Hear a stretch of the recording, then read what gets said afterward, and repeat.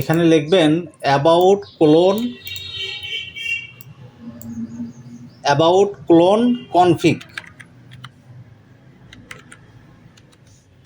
দিয়ে এন্টার দেবেন। আসসালামু আলাইকুম। আপনারা যখন আমাদের এই সফটওয়্যারটা ইউজ করবেন, আপনাদের একটা ব্রাউজার লাগবে, ওয়েব ব্রাউজার। আমি রিকমেন্ড করব আপনাদেরকে গুগল ক্রোম অথবা মজিলা ফায়ারফক্স, এই দুটার ভিতর যে কোনো একটা আপনারা ইউজ করবেন। এই দুটা আসলে অনেক ইজি এবং সুবিধা। তো এই দুটার ভিতর যে কোনো একটা ইউজ করবেন। তো এই ব্রাউজারে একটু সেটিংস করে নিতে হবে, তা না হলে হিসাবগুলো আপনারা প্রপারলি হবে না কিংবা পাবেন না। হিসাবগুলো কিছু কিছু হিসাব আছে যেগুলোর জন্য আসলে এই সেটিংসটা ঠিক করে নিতে হবে ওয়েব ব্রাউজারের ক্ষেত্রে। তা আমি মূলত আপনাদেরকে এই দুটা ব্রাউজারেরই সেটিংসটা দেখাই। আপনারা যদি গুগল ক্রোমে থাকেন, তাহলে দেখেন গুগল ক্রোমে আপনারা সেটিংসটা কীভাবে করবেন সেটা একটু দেখি। এই যে দেখেন যে গুগল ক্রোমের ডান পাশে উপরে এখানে দেখেন মাউস দেখাচ্ছে আমার। এই মাউসে এখানে দেখেন 3টা ডট দেখাচ্ছে। এই 3টে ডটে আপনি ক্লিক করবেন। ক্লিক করে সেটিংসে যাবেন। সেটিংসে ক্লিক করলে এখানে দেখেন প্রাইভেসি অ্যান্ড সিকিউরিটিতে ক্লিক করবেন। ক্লিক করার পরে এখানে দেখেন সাইট সেটিংসে ক্লিক করবেন। ক্লিক করে এখানে নিচের দিকে আসবেন। নিচের দিকে এসে এখানে দেখেন জাভা স্ক্রিপ্ট, এই জাভা স্ক্রিপ্টে ক্লিক করবেন। জাভা স্ক্রিপ্টে ক্লিক করলে আপনাদের যদি এখানে don't allow sites to use JavaScript থাকে, তাহলে আপনাকে এই site can use JavaScript এটা সিলেক্ট করে দিতে হবে। এটা আসলে কিছু কিছু হিসাব করার জন্য এই জাভা স্ক্রিপ্ট এটা প্রয়োজন হয়। তো এটা আপনি যদি নর্মাল ওয়েবসাইট ইউজ করেন সেক্ষেত্রে তো কোনো হিসাবের ব্যাপার নেই, যার কারণে জাভা স্ক্রিপ্টটা ডোন্ট অ্যালাউ থাকে অনেক সময়। তো আমাদের এই সফটওয়্যারে যেহেতু সব হিসাব নিকাশ নিয়েই কাজ, তো আমাদের এই সফটওয়্যারের জন্য জাভা স্ক্রিপ্টটা প্রয়োজন। তো আপনারা যখন এখানে don't allow site to use JavaScript থাকবে, এইরকম যদি থাকে তাহলে আপনারা এটাকে সিলেক্ট করে দেবেন। আপনারা ইনশিওর হবেন যে site can use JavaScript এটা আছে। আর এখানে আরেকটা জিনিস টেকনিক্যালি বলে নিই, যে দেখেন অনেক সময় অনেকে এই জাভা স্ক্রিপ্টটাকে অ্যালাউ করতে চায় না, কারণ কিছু কিছু সিকিউরিটি ব্যাপার থাকে। আপনাদের ক্ষেত্রে যদিও অত বেশি সমস্যা হবে না, তারপরেও যদি কেউ মনে করেন যে না আমি জাভা স্ক্রিপ্টটা সবার জন্য অ্যালাউ করব না, তাহলে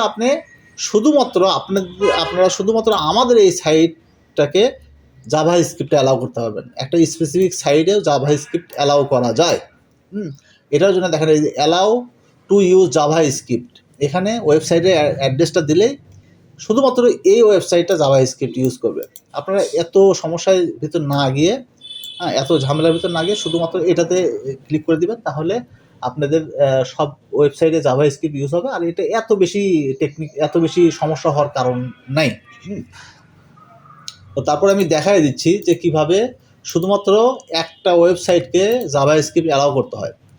এখানে দেখেন, এখানে আমি অ্যাডে ক্লিক করলাম। অ্যাডে ক্লিক করে এখানে ওয়েবসাইটের যদি ঠিকানা দিয়ে দেন, ওয়েবসাইটের অ্যাড্রেসটা যদি লিখে অ্যাড ক্লিক করেন, তাহলে এই ওয়েবসাইটটাতে শুধুমাত্র জাভা স্ক্রিপ্ট ইউজ হবে।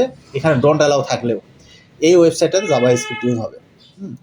তো এইভাবে আপনি একটা স্পেসিফিক ওয়েবসাইটকে জাভা স্ক্রিপ্ট ইউজ করতে পারেন, অথবা আপনার সবগুলো সাইটকে জাভা স্ক্রিপ্টে অ্যালাউ দিয়ে দিবেন। এখানে আমি রিকমেন্ড করবো এটাতেই সিলেক্ট করে দিবেন আপনারা। আচ্ছা, এই একটা সেটিংস। আর একটা সেটিংস দেখাচ্ছি, দেখেন এখানে এই যে জাভা স্ক্রিপ্ট, আর নিচে আছে হচ্ছে পপ আপ অ্যান্ড রিডাইরেকশন। এটাতে ক্লিক করে এটাতেও এই অপশনটা সিলেক্ট করে দিবেন।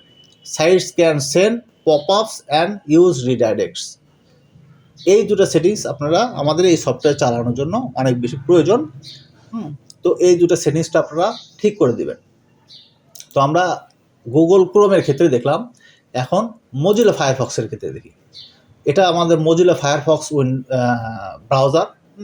এখান থেকেও আপনি দেখেন টুলসে গিয়ে সেটিংসেও যাইতে পারেন, অথবা এখানে দেখেন 3টা দাগ চিহ্ন দেওয়া আছে, আপনার যেটা থাকবে এই তিনটা দাগ যদি থাকে, যদি না থাকে তাহলে আপনি এখানে টুলস থেকে সেটিংসে যাবেন, অথবা এখান থেকে সেটিংস আছে, সেটিংসে যাবেন। সেটিংসে গেলে এখানেও দেখেন privacy and security. Privacy and সিকিউরিটিতে গেলে এখানে নিচের দিকে দেখেন এই যে এখানে ব্লক পপ আপ উইন্ডো, এটাতে টিক দেওয়া আছে, আপনারা এই টিকটা তুলে দিবেন। তার মানে পপ আপ উইন্ডো আমরা অ্যালাউ করতেছি। হ্যাঁ, ব্লকটা তুলে দিলাম, তার মানে অ্যালাউ করতেছি। এই টিকটা আপনারা তুলে দিবেন, ব্লক পপ আপ উইন্ডোজ। এবং এর সাথে এখানে লিখবেন অ্যাবাউট ক্লোন কনফিগ দিয়ে এন্টার দিবেন। এন্টার দিলে এখানে বলবে proceed with protection, I accept risk and continue. এটা আসলে সিকিউরিটির জন্য দেখায়। হ্যাঁ, এটা আপনাদের ক্রেডিট কার্ডটার যদি ইনক্লুড করা থাকে সেক্ষেত্রে আসলে কিছুটা ঝুঁকিপূর্ণ হয়, এই জন্য এই জিনিসটা দেখাচ্ছে। আচ্ছা, অ্যাকসেপ্ট করলাম। অ্যাকসেপ্ট করার পরে এখানে জাভা স্ক্রিপ্ট লিখবেন, VASCRIPT, Java script dot enable, ENABLED, Java script enable, এই লেখাটা লিখবেন।